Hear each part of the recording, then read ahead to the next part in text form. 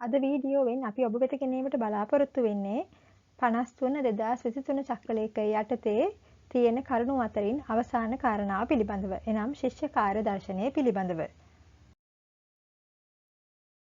අධ්‍යාපන ක්ෂේත්‍රයට අදාළව වැදගත් වන පොදු කරුණු වගේම අධ්‍යාපන ක්ෂේත්‍රයේ නිරත වෙලා ඉන්න අය වෙනුවෙන් තොරතුරු ගෙන එන්න නාලිකාවක් තමයි Successful School by දිනේශිකා YouTube නාලිකාව. ඉතින් තාමත් ඔබ අපේ නාලිකාව subscribe කරලා නැත්නම් subscribe කරලා අපිත් එක්ක එකතු වෙන්න කියලා ඉතාමත් ආදරයෙන් ඉල්ලනවා. අධ්‍යාපන අමාත්‍යාංශය විසින් නිකුත් කරලා තියෙන 53/2023 චක්‍රලේඛය යටතේ අදාළ වෙන කාරණා පිළිබඳව අපි වීඩියෝ දෙකක් මීට පෙර ඔබ වෙත ගෙන ආවා. මේ එම වීඩියෝ මාලාවේ අවසන් වීඩියෝවයි. ඉතින් මෙම 53/2023 චක්‍රලේඛය නිකුත් කරලා තිබුණේ ශිෂ්‍යයින් ඇතුළත් කිරීම, ඉහළ දැමීම හා අස්කර ගැනීම පිළිබඳ ලේඛනය, දිනපතා පැමිණීමේ ලේඛනය හා ශිෂ්‍ය කාර්ය දර්ශනය භාවිත කිරීම පිළිබඳව. කලින් වීඩියෝ දෙකෙන් අපි ඔබ වෙත කරුණු ගෙන ආවා. ශිෂ්‍යයින් ඇතුළත් කිරීම, ඉහළ දැමීම හා අස්කර ගැනීම පිළිබඳ ලේඛනය පිළිබඳවත්, ඒ වගේම දිනපතා පැමිණීමේ ලේඛනය පිළිබඳවත්. අද දවසේ අපි ඔබ වෙත කරුණු ගෙනීමට බලාපොරොත්තු වෙන්නේ ශිෂ්‍ය කාර්ය දර්ශනය පිළිබඳව. කවුරුත් දන්න විදිහට නම් පාසලෙන් අපට ලබා දෙන අස්වීමේ සහතිකය ගැන තමයි අද අපි ඔබව දැනුවත් කරන්නේ. අධ්‍යාපන අමාත්‍යාංශය විසින් ශිෂ්‍යයින් ඇතුළත් කිරීම, ඉහළ දැමීම හා අස්කර ගැනීම පිළිබඳ ලේඛනය, දිනපතා පැමිණීමේ ලේඛනය හා ශිෂ්‍ය කාර්ය දර්ශනය භාවිත කිරීම පිළිබඳව අදාළ වෙන කරුණු ඇතුළත් කරලා නිකුත් කරපු චක්‍රලේඛය තමයි 53/2023 කියන චක්‍රලේඛය.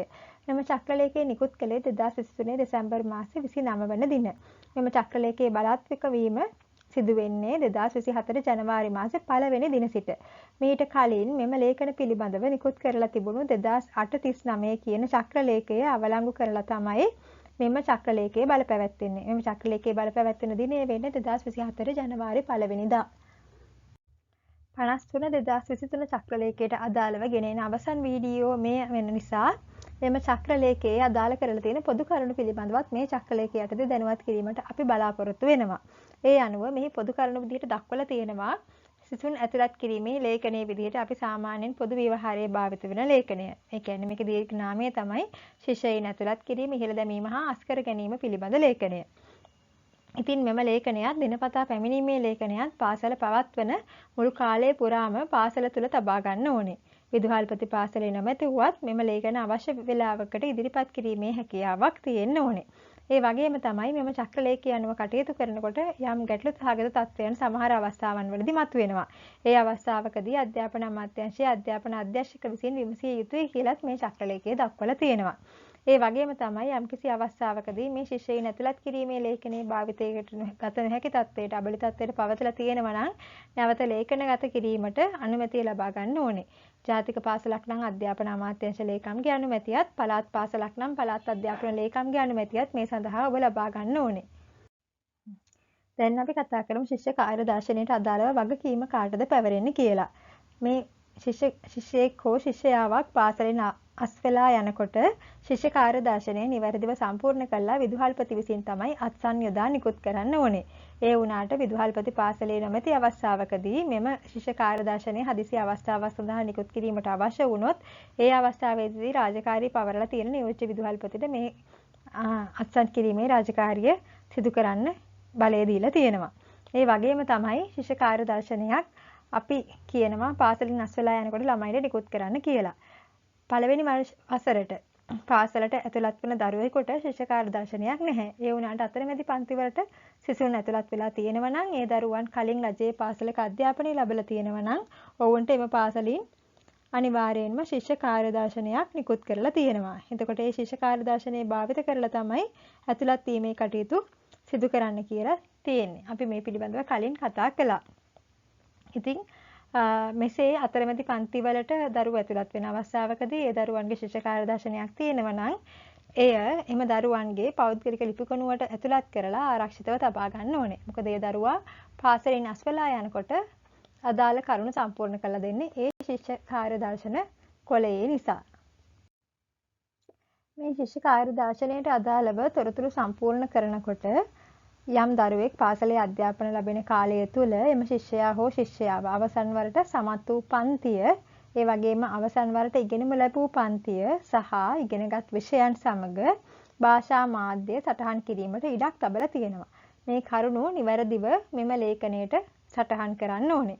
ඒ වගේම තමයි මේ දරුවන් පාසලෙන් අස් වෙලා තියෙන දිනේ පිළිබඳව සටහන් කරන්න. අපි මීට කලින් කතා කළා සිසුන් ඇතුළත් කිරීමේ ලේඛනයේ සම්බන්ධයෙන් කතා කරනකොට අස්වීමේ පිළිබඳව දිනේ සටහන් කරන්නේ කොහොමද කියලා. එතකොට ඒකට අදාළ උපදෙස් මම චක්‍රලේඛයේ 2:1:9 ඉඳලා 2:1:11 දක්වා ලබා දීලා තියෙනවා. මේ පිළිබඳව අපි කලින් වීඩියෝවෙන් කරුණු ඔබ වෙත ගෙනාවා. ඒ වගේම තමයි මෙම ශිෂ්‍ය කාර්යදර්ශනය සම්පූර්ණ කරනකොට රූල් 4 හිස්තැන් නොතිබෙන්න තමයි මෙම ලේඛනය සම්පූර්ණ කරන්න ඕනේ. පාසලෙන් අපට ලබා දෙන මේ අස්වීමේ සහතිකය. එහෙම නැත්නම් ශිෂ්‍ය කාර්යදර්ශනය කියන ලේඛනය මුල් පිටපත තමයි අපට මුලින්ම පාසලෙන් ඉවත් වෙනකොට ලබා දෙන්නේ. ඉතින් මෙම යම් දරුවෙක් වෙනුවෙන් නිකුත් කරන්න පුළුවන් එක් ශිෂ්‍ය කාර්යදර්ශනයක් විතරයි. නමුත් යම් හේතුවක් නිසා එම ලේඛනය අස්ථානගත වෙලා හෝ විනාශ වෙලා හෝ ගියොතින් අවශ්‍යතාවයේ අනුව දෙවන පිටපතක් ලබා ගැනීමේ හැකියාව තියෙනවා. මෙන්න මේ දෙවන පිටපත ලබා ගන්න පුළුවන් වෙන්නේ කලාප අධ්‍යාපන අධ්‍යක්ෂකගේ අනුමැතිය ලබා ගත්තට පස්සේ. මෙහිදී ඒ අදාළ පුද්ගලයා විසින් දිවුරුම් ප්‍රකාශයක් අරගෙන ගිහිල්ලා කලාප අධ්‍යාපන අධ්‍යක්ෂකගෙන් අනුමැතිය ලබා ගන්න ඕනේ දෙවන පිටපතක් ලබා ගැනීමට.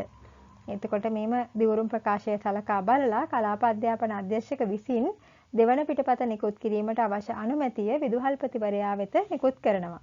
මේ කලාප අධ්‍යාපන අධ්‍යක්ෂක විසින් ලබා දෙන අනුමැතිය අරගෙන තමන් ඉගෙනීම ලැබූ පාසලේ විදුහල්පතිවරයා වෙත ගියාට පස්සේ මෙම ශිෂ්‍යයාට හෝ ශිෂ්‍යයාවට ශිෂ්‍ය කාර්යදර්ශනයේ දෙවන පිටපතක් ලබා ගැනීමේ හැකියාව තියෙනවා. පාසල් කිහිපයක ඉගෙනීම ලැබලා තියෙන දරුවෙක් නම් දෙවන පිටපත ලබා ගැනීමේදී ඔහු හෝ ඇය විසින් මුලින්ම යන්න ඕනේ තමන් පළමුවෙනිටම ඇතුළත් වූ රජයේ පාසල වෙත. මේ රජයේ පාසල අයත් වෙන කලාප අධ්‍යාපන කාර්යාලයේ කලාප අධ්‍යක්ෂක වෙතින් තමයි මේ සඳහා අනුමැතිය ලබා ගත යුතු වෙන්නේ. ඉතින් ඒ වගේම තමයි යම් හේයකින් ඔබ විසින් ලබා ගන්නා ලද දෙවන පිටපතත් යම් හේතුවක් නිසා අස්ථානගත වෙලා හෝ විනාශ වෙලා ගියොතින් තෙවන පිටපතක් නිකුත් කිරීමේ හැකියාවක් තියෙනවා. මේ තෙවන පිටපතෙන් පස්සේ නම් වෙනත් පිටපත් ලබා ගැනීම සඳහා කිසිදු අනුමැතියක් ලැබිලා නැහැ. ඒක නිසා ඔබ විසින් මෙම ශිෂ්‍ය කාර්යදර්ශනයේ පණ වගේ ආරක්ෂා කරගන්න ඕනේ ලේඛනයක්.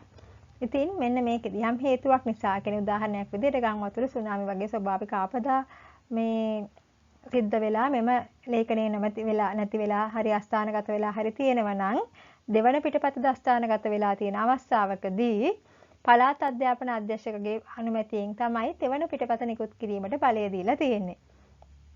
යම් පුද්ගලයෙකුට තෙවන පිටපතක් ලබා ගැනීමට අවශ්‍ය වෙලා තියෙනවා නම් ඔහු හෝ ඇය විසින් දිවුරුම් ප්‍රකාශයක් සමග කලාප අධ්‍යාපන අධ්‍යක්ෂක මගින් පළාත් අධ්‍යාපන අධ්‍යක්ෂක වෙත තෙවන පිටපතක් සඳහා ඉල්ලුම් කළ යුතු වෙනවා. ඒ කියන්නේ Taman අධ්‍යාපනයේ ලද පාසල අයත් වෙන කලාප අධ්‍යාපන කාර්යාලයට ගිහිල්ලා කලාප අධ්‍යාපන අධ්‍යක්ෂක මගින් තමයි පළාත් අධ්‍යාපන අධ්‍යක්ෂක වෙත Tamanගේ ඉල්ලීම් ලිපිය ඉදිරිපත් කරන්න ඕන වෙන්නේ. එතකොට පළාත් අධ්‍යාපන අධ්‍යක්ෂක විසින් තෙවන පිටපතක් නිකුත් කිරීමට අදාළ අනුමැතිය විදුහල්පති වෙත නිකුත් කරනවා. මේ විදුහල්පති වෙත ලබා දෙන අනුමැතිය රැගෙන පාසලට ගියාට පස්සේ ඔබට මෙහි තෙවන පිටපත ලබා ගැනීමේ හැකියාව තියෙනවා.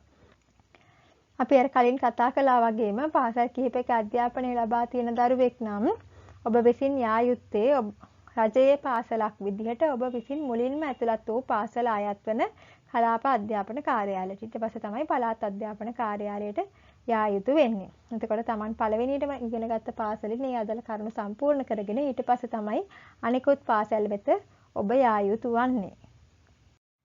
යම් අවස්ථාවකදී මෙම දෙවන හෝ තෙවන පිටපත් නිකුත් කරන විට ශිෂ්‍ය කාර්යදර්ශනයේ ඉහළ කොටසේ රතු පෑනෙන් මෙය දෙවන පිටපත හෝ තෙවන පිටපත විදිහට සටහන් කිරීමට විදුහල්පතිවරයා කටයුතු කළ යුතු වෙනවා. ඒ වගේම තමයි මේ දෙවන හෝ තෙවන පිටපත් නිකුත් කිරීමට හේතු වුණු කරුණු ඇතුළත් කරලා පොදු ගොනුවක් ශිෂ්‍ය කාර්යදර්ශන ආකෘතිය සමග පවත්වා ගැනීමටත් පාසලේ විදුහල්පතිවරයා විසින් කටයුතු කළ යුතු වෙනවා. ශිෂ්‍ය කාර්යදර්ශනයක් නිකුත් කරනකොට අනුගමනය කරන්න ඕනේ උපදෙස් පිළිබඳව 2.3.8 කියන අනුවගන්ති වලින් ඉඳලා දක්වලා තියෙනවා. මෙහිදී අනුගමනය කරන්න ඕනේ කාරණා පිළිබඳවත් ශිෂ්‍ය කාර්යදර්ශනයක් නිකුත් කරන්න පුළුවන් අවස්ථා පිළිබඳවත් නිකුත් කරන්න පුළුවන් පුද්ගලයන් පිළිබඳවත් කරුණු ඇතුළත් කරලා තියෙනවා. දැන් මේ එක එක කරුණක් පිළිබඳව අපි සලකා බලමු. මෙහිදී අනිවාර්යයෙන්ම අදාළ ශිෂ්‍යයා හෝ ශිෂ්‍යයාව පාසලට ඇතුළත් කරන ලද මව හෝ පියා හෝ නීත්‍යානුකූල භාරකරුගේ ඉල්ලීම මත තමයි ශිෂ්‍ය කාර්යදර්ශනය නිකුත් කරන්න පුළුවන් වෙන්නේ. ඒ හැර ශිෂ්‍යයා හෝ ශිෂ්‍යාව පාසල ඉගෙන ගත්තා කියලා ඔවුන්ට මෙම අස්වීමේ සහතිකය එහෙම නැත්නම් ශිෂ්‍ය කාර්යදර්ශනය ලබා ගැනීමේ හැකියාවක් නැහැ. අනිවාර්යයෙන්ම පාසලට ඇතුළත් කළ මව හෝ පියා. දරුවා පාසලට ඇතුළත් කරලා තියෙන්නේ මව විසින් නම් පියාටවත් දරුවාගේ අස්වීමේ සහතිකය ලබා ගැනීමේ හැකියාවක් නැහැ. අදාළ පුද්ගලයා විසින්ම ඒ සඳහා යා යුතු වෙනවා. ඊළඟ අවස්ථාව විදිහට මේක දක්වලා තියෙනවා වයස අවුරුදු 18ක් සම්පූර්ණ වෙලා නැති ශිෂ්‍යයෙක් පාසලෙන් අස් කරගන්න අවස්ථාවකදී අදාළ භාරකරුට, ඒ කියන්නේ දරුවා පාසලට ඇතුළත් කරපු තැනැත්තාට පාසලට පැමිණිය නොහැකි අවස්ථා තියෙනවා. උදාහරණයක් විදිහට ඒ දරුවාව බාර දීලා තියෙන අම්මා හෝ තාත්තා හෝ මිය ගිහිල්ලා ඉන්න පුළුවන්. එහෙම නැත්නම් විදේශගත වෙලා තියෙන්න පුළුවන්. එහෙම නැත්නම් යම්කිසි රෝගාබාධයකට ගොදුරු වෙලා වෙන්න පුළුවන්. මෙන්න මේ වගේ අවස්ථාවකදී ඒ අදාළ භාරකරුට පාසලට පැමිණීමේ හැකියාවක් නැහැ දරුවාගේ අස්වීමේ සහතිකය ගන්න. එතකොට අන්න ඒ වගේ අවස්ථාවන් වලදී මෙන්න මේකේ පහත දක්වලා තියෙන මේ අනුව තමයි නිකුත් කරන්න කියලා තියෙන්නේ ශිෂ්‍ය කාර්යදර්ශනය.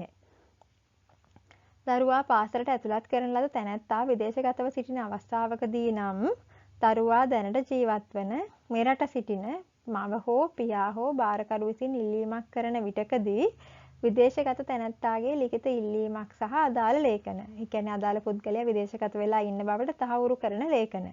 ඒ කියන්නේ પાස්පෝර්ට් එක, විදේශ ගමන් බලපත්‍රය, ඒ වගේම විදේශගත වූ බවට සටහන් වන වෙනත් පිටපත් තියෙනවා නම් ඒ දේවල්, ඒ වගේම ග්‍රාම නිලධාරිගේ ලිඛිත තහවුරුවක්, එහෙම නැත්නම් ඒ අදාළ වැඩ කරන ස්ථානයේ සේවා ස්ථානයේ තහවුරුවක් මේ ආදී ලේඛන මගින් ඔප්පු කරන්න ඕනේ අදාළ තැනැත්තා විදේශගත වෙලා ඉන්න කියලා. එතකොට මෙන්න මේ වගේ අවස්ථාවකදී අදාළ භාරකරු විදේශගත වෙලා ඉන්න බව තහවුරු කරාට පස්සේ පැමිණෙන පුද්ගලයා වෙත ශිෂ්‍ය කාර්යදර්ශනය නිකුත් කරන්න බලය දීලා තියෙනවා.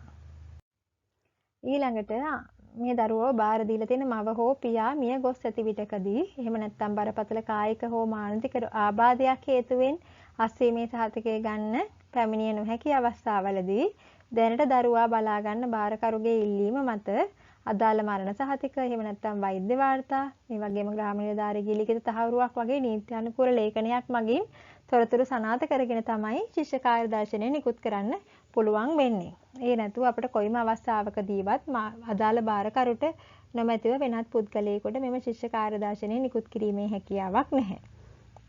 ඒ වගේම තමයි ශිෂ්‍යයා හෝ ශිෂ්‍යාව ළමා සංවර්ධන මධ්‍යස්ථානයක භාරයේ ඉන්න විට එහි නීත්‍යානුකූල භාරකරුට ශිෂ්‍ය කාර්යදර්ශනය නිකුත් කරන්න අවස්ථාව දීලා තියෙනවා.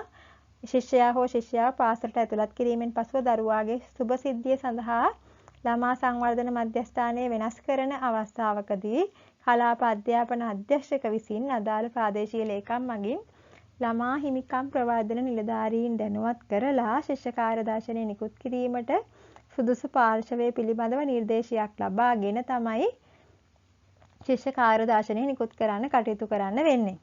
එතකොට ශිෂ්‍යයාවගේ හෝ ශිෂ්‍යයාගේ භාරකාරීත්වය දරන ළමා නිවාස භාරකරුට ශිෂ්‍ය කාර්යදර්ශනය නිකුත් කිරීමට විදුහල්පතිවරයාට අවශ්‍ය උපදෙස් ලබා දෙන්න ඕනේ. මේ කාරණාව සරලව කියනවා නම් සමහර දරුවෝ යම් යම් හේතු මත අපි කියන විදිහට ළමා නිවාසවල වගේ තැන්වල ඉඳලා පාසලට ඇතුළත් කරනවා. මේ වගේ අවස්ථාවකදී මේ දරුවන්ව මේ ළමා නිවාස වලින් වරින් වර මාරු කරනවා. එතකොට මේ ළමා සංවර්ධන මධ්‍යස්ථාන වෙනස් කරනකොට කලාප අධ්‍යාපන අධ්‍යක්ෂකට ඒ පිළිබඳව තහවුරුව ලබා ගන්න අවශ්‍ය වෙනවා. ඒ සඳහා අදාළ ප්‍රාදේශීය ලේකම් කාර්යාලයේ ඉන්න ළමා හිමිකම් ප්‍රවර්ධන නිලධාරීන් දැනුවත් කරලා තමයි මේ සඳහා අදාළ නිර්දේශ ලබා ගන්න කියලා මේ කියලා තියෙන්නේ. ඊළඟ කාරණාව තමයි දෙමව්පියෝ දික්කසාද වෙනවා. එතකොට මෙන්න මේ වගේ අවස්ථාවලදී දරුවාගේ භාරකාරීත්වය පිළිබඳව ගැටලු මතුවෙනවා. දිසා අධිකරණයෙන් දරුවාගේ භාරකාරීත්වය ලබා දීලා තියෙන මව හෝ පියා හෝ නීත්‍යානුකූල භාරකරුවෙකුගේ ඉල්ලීම මතත් අදාළ ලේඛන මගින් තහවුරු කරගෙන තමයි ශිෂ්‍ය කාර්යදර්ශනය නිකුත් කරන්න පුළුවන් වෙන්නේ.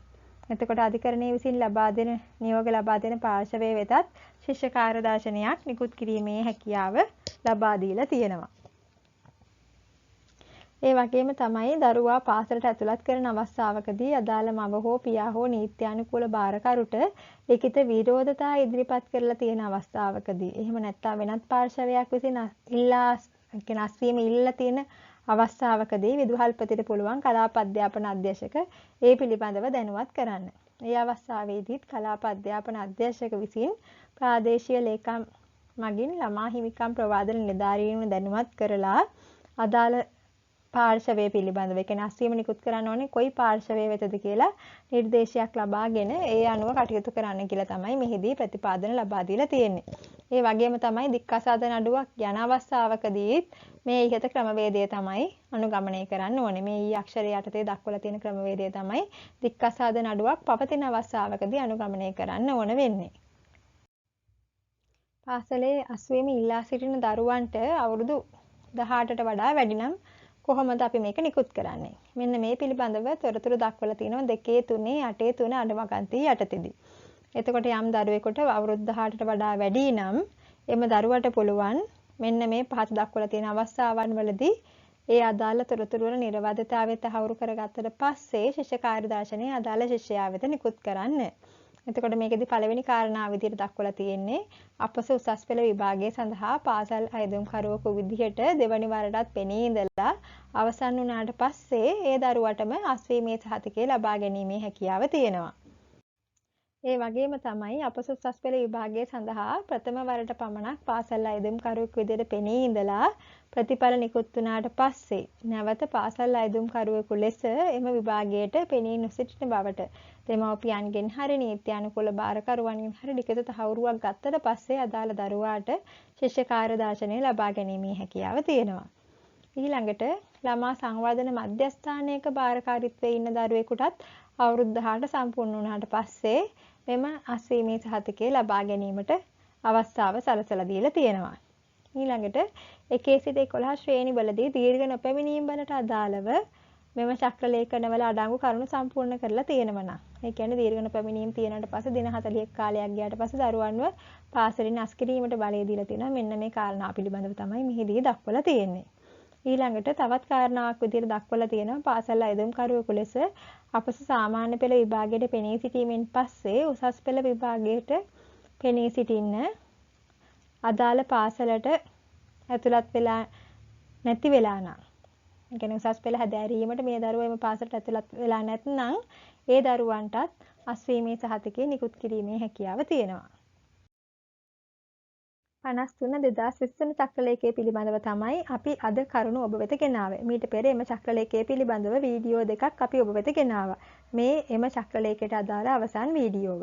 ඉතින් Successful School by දිනේශිකා YouTube නාලිකාවේ අරමුණ තමයි අධ්‍යාපන ශාස්ත්‍රයට අදාළ වෙන කරුණු පිළිබඳව ඔබ දැනුවත් කිරීම. මොකද මේ කරුණු පිළිබඳව සාමාන්‍ය මහජනතාව දැනුවත් වෙලා නොහිටියාන් පස්සේ පාසල්වල තමන්ගේ අදාළ රාජකාරී කටයුතු කරගන්න ගියාන් පස්සේ අපි කතා කරන විදිහට රස්සියාද වෙනවා දක්නට ලැබෙනවා. ඉතින් මේ කරුණු පිළිබඳව ඔබ දැනුවත් වෙලා යනවා නම් ඔබට පහසුවක් වේවි අදාළ කටයුතු අදාළ ආයතන වලින් ඉටු කරගන්න. ඒ වගේම තමයි අධ්‍යාපන ශාස්ත්‍රයේ රැකියාවක ඔබ නිරත වෙලා ඉන්නවා නම් මේ අදාළ රාජකාරී කටයුතු ඉටු කරනකොට මේවා කොහොමද කරන්න කියන දේ පිළිබඳවත් ඔබ දැනුවත් විය යුතු වෙනවා. ඒ මගින් අදාළ පුද්ගලයින්ට ඉතාමත් අඩු කාලයකින් මෙම කාර්යයන් ඉටු කර දීමේ හැකියාව තියෙනවා.